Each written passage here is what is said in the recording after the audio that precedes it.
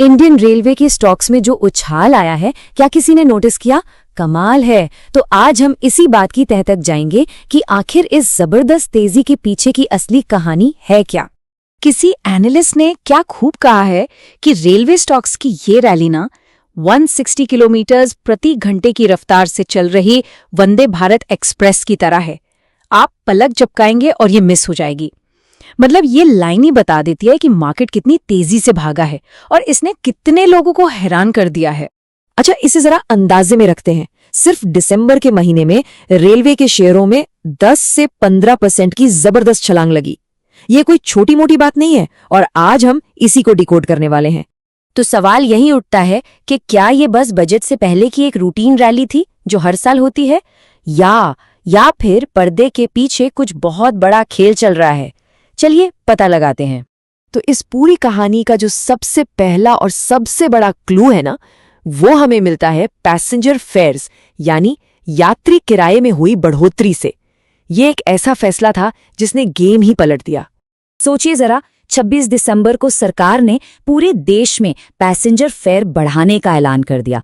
ऐसा सालों में नहीं हुआ था। ये एक बहुत बड़ी बात थी और मार्केट में जो इन्वेस्टर्स बैठे थे ना, उन्होंने इसे एक सिग्नल की तरह लिया कि भाई अब खेल बदलने वाला है। अच्छा, अब इस कहानी को ठीक से समझने के लिए एक टर्म जानना बहुत जरूरी है, ऑपरेटिंग रेशियो। सीधे सीधे शब्दों में इसका मतलब है कि रेलवे को 100 रुपए कमाने के लिए कितना खर्च करना पड़ता है। सिंपल है, ये नंबर जितना कम होगा प्रॉफिट उतना ही अच्छा होगा। तो फिर असली प्रॉब्लम क्या है? रेलवे का ऑपरेटिंग रेशियो है 98%, मतलब कि 100 रुपए कमाने के लिए 98 रुपए खर्च हो जाते हैं। ऑलमोस्ट सारा पैसा तो खर्च ही हो गया। तो ये जो किराया बढ़ाया गया है ना, वो इसी नंबर को नीचे लाने और रेलवे की आर्थिक सेहत सुधारने की एक कोशिश है। और ये कदम एक बहुत बड़े शिफ्ट को दिखाता है। देखिए, पहले रेलवे को एक पब्लिक सर्विस प्रोवाइडर की तरह देखा जाता था, जिसका मेन मकसद प्रॉफिट कमाना था ही नहीं। लेकिन अब ये एक फाइनेंशियली सस्टेनेबल, मतलब एक आत्मनिर्भर कंपनी बनने की तरफ बढ़ रहा है। चलिए अब जरा जूम आउट करते हैं और उस हिस्ट्री को समझते हैं जिसकी वजह से ये जो आज बदलाव हो रहे हैं वो इतने ज्यादा मायने रखते हैं। देखिए, इंडियन रेलवे दुनिया के सबसे बड़े ऑर्गेनाइजेशंस में से एक है, लेकिन सालों तक ये इन्वेस्टर्स के लिए एक क्लासिक वैल्यू ट्रैप बना रहा। वैल्यू ट्रैप मतलब ये कि कागज पर तो बहुत बड़ा और अट्रैक्टिव दिखता था, लेकिन असल में पैसा नहीं बना पा रहा था। यात्री रेवेन्यू घाटे में, माल ढुलाई से उसकी भरपाई हो रही थी। जाहिर है, इसीलिए इन्वेस्टर्स इससे दूरी रहते थे। तो फिर आखिर बदला क्या? देखिए, इस बदलाव की नींव 2017 में ही रख दी गई थी, जब सरकार ने रेल बजट को आम बजट के साथ मिला दिया। ये एक बहुत बड़ा पॉलिसी शिफ्ट का सिग्नल है कि अब चीजें पहले जैसी नहीं रहेंगी।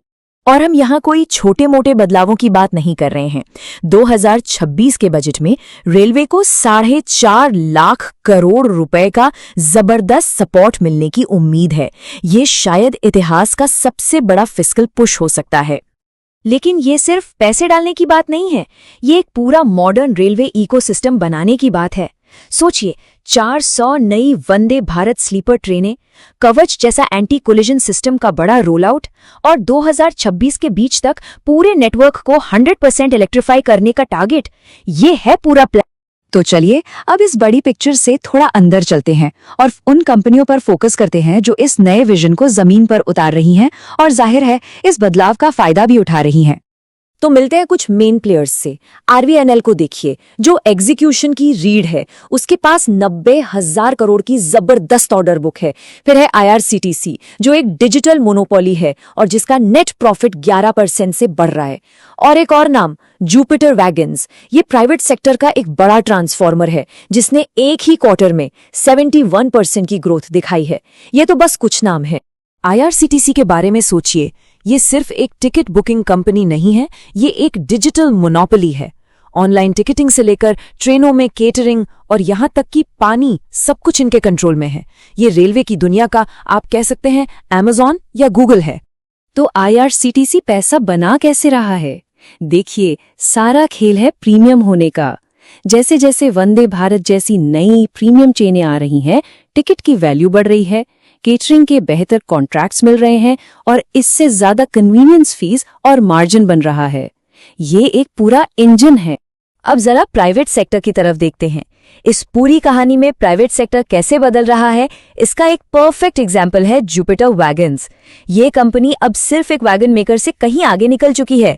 जुपिटर वैगन्स को देखिए, पहले क्या था, एक कंपनी जो मालगाड़ी के डिब्बे बनाती थी, और अब ये एक हाई टेक मोबिलिटी कंपनी है जो 2500 करोड़ का व्हील प्लांट बना रही है।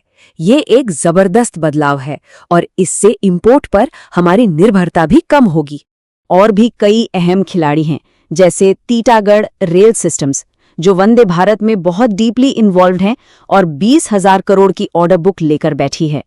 वहीं टेक्समेको रेल एंड इंजीनियरिंग है, जो अब एक्सपोर्ट पर फोकस कर रही है और अपना रेवेन्यू 3 से 5 गुना बढ़ाने का टारगेट लेकर चल रही है। तो इन सब बातों के बाद घूम फिरकर हम सबसे बड़े सवाल पर आते हैं, क्या ये रैली असली है? क्या ये सस्टेनेबल है? क्या ये लंबे समय तक टिकेगी? तो क्या ये सिर्फ एक हवा का बुलबुला है जो कभी भी फूट सकता है? शायद नहीं।